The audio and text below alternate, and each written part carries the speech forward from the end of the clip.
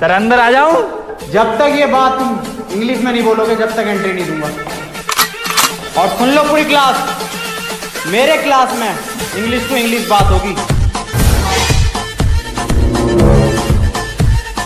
Sir, I want to know that which chapter is important for upcoming exam and can you please provide me the question paper of English grammar?